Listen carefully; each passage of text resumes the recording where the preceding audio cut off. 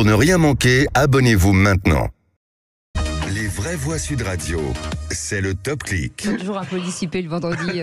Et quand le ministre des Transports joue à faire des annonces dans le haut-parleur de la gare. Oui, Clément Beaune, tout content de parler dans le micro en gare d'Austerlitz en ce jour de départ en vacances. Séquence partagée sur Twitter par Paul Larouturou de LCI. Hop, là ça va retentir dans toute la gare en direct.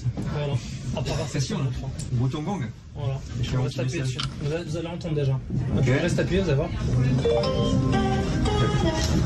Mesdames et messieurs, bonjour, ici Clément Beaune, ministre des Transports. Je vous souhaite de bons départs en vacances et pour faciliter les choses, nous allons mettre en vente dès aujourd'hui 200 000 billets à 19 € sur tous les intercités de jour et de nuit. Alors essayez d'en profiter au maximum et puis surtout respectez bien les consignes de sécurité pour que tout se passe bien. Ne laissez pas vos bagages sans surveillance. Signalez tout colis ou bagage qui semble abandonné. Toute la SNCF est mobilisée aujourd'hui. Merci beaucoup et bonnes vacances à tous. Alors, la séquence se veut sympathique, même si elle attire quelques commentaires agacés sur le thème de la com, des grands enfants qui semblent un peu faire joujou avec le micro. Bref, autre gare parisienne aujourd'hui, la gare de Lyon. Et on rouvre un chapitre qui va beaucoup plaire à Philippe Bilger, figurez-vous, l'ami des félins. On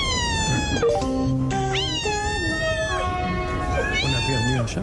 Et oui, mesdames, messieurs, on rouvre le chapitre des chats coincés sous des trains avec une nouvelle histoire qui se termine mieux pour le chat que celle de Montparnasse, moins bien pour les voyageurs. Vous allez voir, puisque à la gare de Lyon ce matin, le chat coincé sous le TGV Paris-Nice a été récupéré vivant.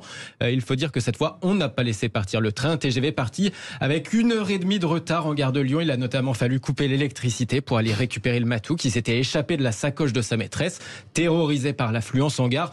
Alors pour ceux qui n'avaient pas suivi, on en parlait il y a quelques jours, on le rappelle, après l'affaire de la gare Montparnasse qui s'était beaucoup moins bien terminée pour un autre chat sous un autre TGV, le Paris-Bordeaux, la SNCF venait d'être condamnée à 1 000 € d'amende et 1 000 € de dommages et intérêts pour chacune des deux plaignantes. Alors sans doute ce jugement a-t-il servi de leçon, après tout, comme on dit, chat échaudé craint l'eau froide.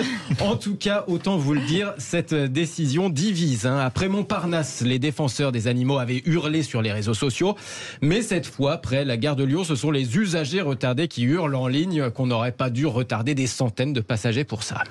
La plus belle démonstration de l'inanité de la condamnation de la SNCF. On a décidé de donner de l'argent à 2 personnes parce qu'un chat était là. On a nui à tout le monde et ça continue. C'est invraisemblable. Alors je reconnais, si vous voulez, que quand il y a eu la première histoire du chat, je me suis dit, oh quand même, ils auraient pu retarder le train, et puis en plus ça aurait fait une super com, le chef de gare ramenant triomphalement le chat. Bref, j'étais plutôt de ceux, et je rends ce point à Philippe, j'étais plutôt de ceux qui pensaient quand même que la SNCF, de ceux qui avaient un bon cœur. Vous êtes toujours bonne pour les dettes. Voilà.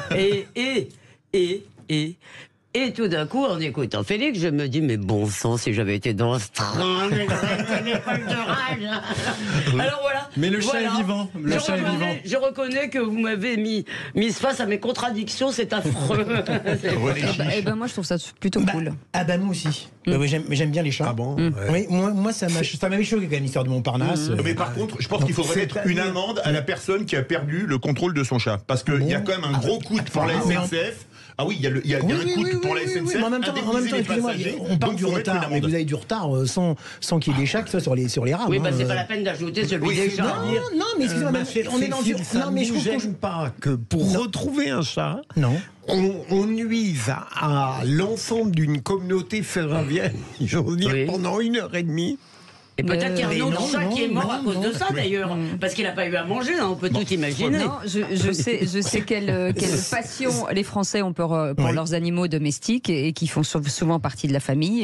Et voilà, donc non, ça ne me gêne pas. Je comprends que ce soit. Tu les laisses pas échapper en pleine gare. Ce soit très relou. Je pense que pour les passagers, c'est très chiant, mais non, ça ne me dérange pas. Mais après, chacun ses convictions. Non, mais c'est intéressant parce que je me disais pouvoir roter attendre 1h30, je me disais que c'était un argument décisif. L'émission est sur de bons rails en tout cas. Non mais suppose c'est un avocat qui doit aller plaider pour son client qui est condamné, tu peux imaginer beaucoup de conséquences affreuses. Il a raison. Oui, mais vous savez, quand il y a de l'amour, à mon avis, voilà, c'est l'amour des animaux, ça ne se commande pas pour certaines personnes. Mais je me découvre altruiste. Voilà. Il n'est jamais trop tard pour bien faire.